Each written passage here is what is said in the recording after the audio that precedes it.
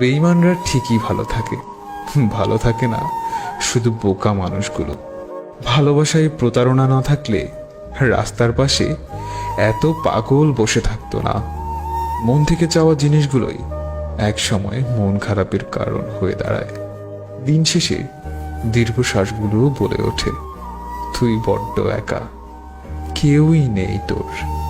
সারাদিন মন খারাপ করে বসে থাকলেও খোঁজ নেওয়ার মতো কেউ নেই। হ্যাঁ, এটাই আমি। মন খারাপগুলো হাসির আড়ালেই লুকিয়ে ফেলি।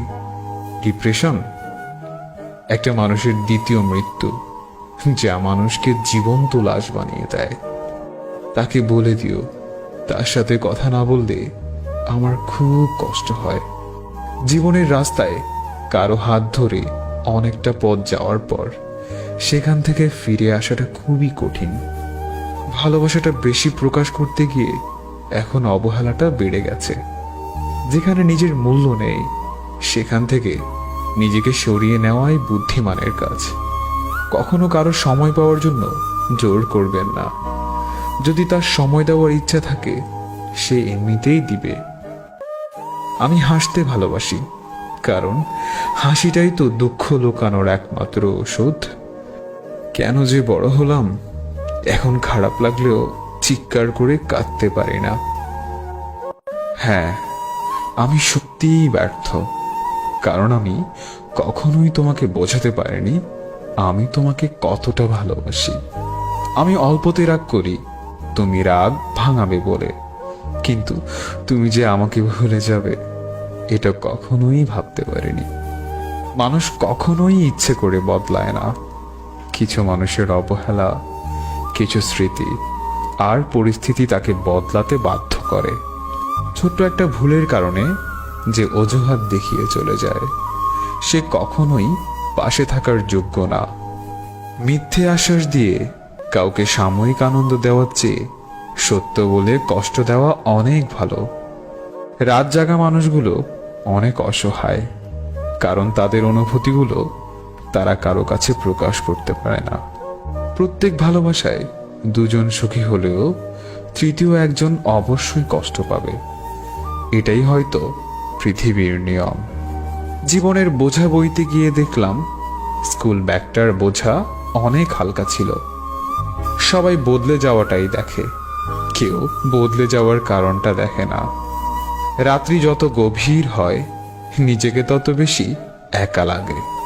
চেয়েছিলাম ভালোবাসতে, কিন্তু কখন যে বিরক্তির কারণ হয়ে গেলাম বুঝতেই পারিনি। কাউকে কাঁদানোর আগে একটা কথা মাথায় রাখবেন, চোখের জলও কিন্তু অভিশাপ দেয়।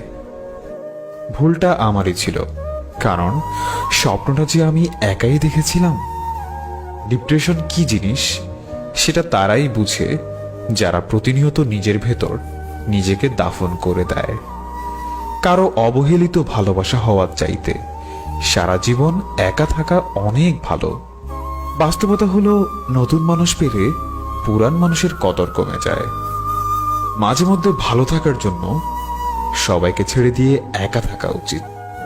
কষ্টের পরিমাণ যখন অনেক হয়ে যায় তখন মানুষ কাঁদে না, তখন চুপ থাকতে শিখে যায়। সময়টা সে আগের মতোই আছে, কিন্তু আগের মতো আনন্দটা এখন আর নেই। কিছু হারিয়ে গেলে যতটা না কষ্ট হয় তার চেয়ে বহুগুণ বেশি কষ্ট হয় কেউ বদলে গেলে। সব স্বপ্ন কখনোই পূরণ হবার নয়, কারণ এটা তো দুনিয়া, জান্নাত নয়। নিজের বিবেককে অন্ধকারে রেখে অন্যের বিবেক নিয়ে খেলা করার নামই স্বার্থপরতা। মাঝে মাঝে মনে হয় পৃথিবীর সমস্ত সমস্যার কারণ আমি না থাকলে সবাই ভালো থাকবে। কিছু কিছু মানুষ সত্যিই খুব অসহায়। তাদের ভালো লাগা, মন্দ লাগা, ব্যথা বেদনাগুলো বলার মতো কেউই থাকে না। সবচেয়ে বড় বেঈমান হলো মন, যে নিজের বুকের মধ্যে থাকে আর অন্যের জন্য কাঁদে। হয়তো আমি কিছুই বলি না, তার মানে এই না যে আমার খারাপ লাগে না। অল্পতেই ইমোশনাল হয়ে যাওয়া মানুষগুলো লাইফে অনেক বেশি ঠকে। অবহেলা আমিও করতে পারতাম, করিনি, তোমার কষ্ট হবে বলে। পৃথিবীতে প্রত্যেকটা মানুষের হৃদয়েই কষ্ট আছে, শুধু প্রকাশ করার ধরনটা আলাদা। প্রতিটা হাসির পেছনেই একটা রহস্য লুকিয়ে থাকে, হয়তো ভালোবাসার, নয়তো ঘৃণার। আমি তো সেই দিনই মরে গেছি যেদিন তুই আমার বিশ্বাস ভেঙে দিয়েছিস। মাঝে মাঝে নিজেকে আড়াল করে কাছের মানুষগুলোকে টের পাইয়ে দিতে হয়।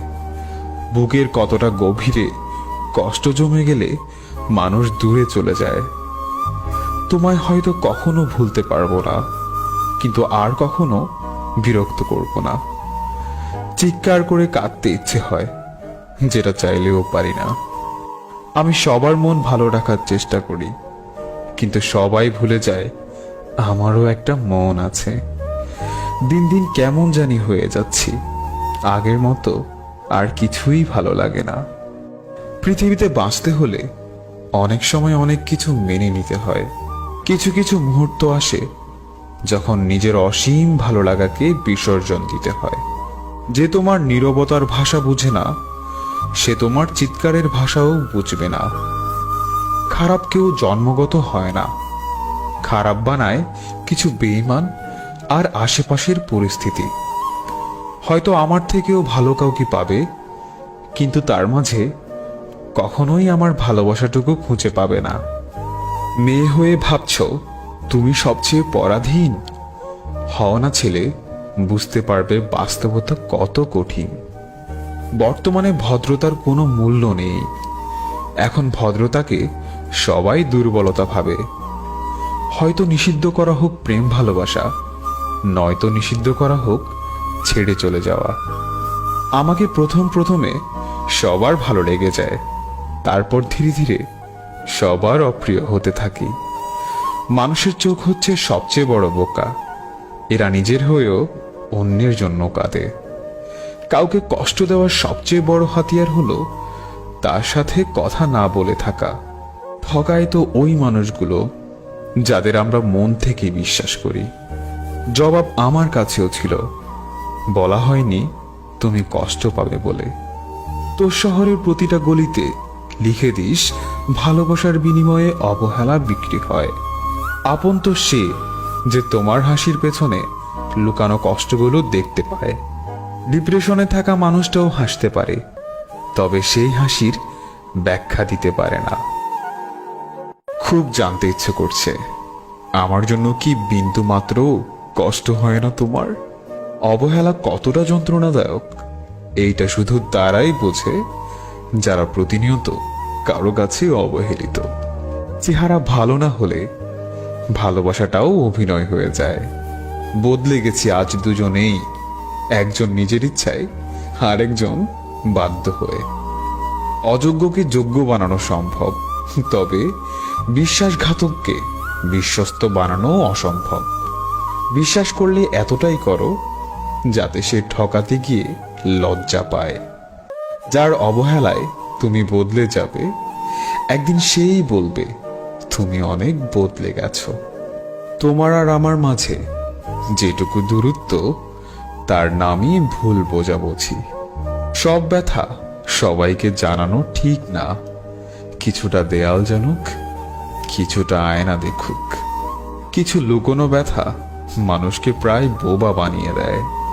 এই ব্যস্ত শহরটা যেমনই আছে তেমনই থাকবে, শুধু বদলে যাবে কিছু গল্প, কিছু স্মৃতি। সময় পার করার জন্য কারো ইমোশন নিয়ে খেলাটা ঠিক নয়। এই ব্যস্ত শহরে রোজ সবকিছুই হয়, শুধু তোমার আর আমার দেখাটা হয় না।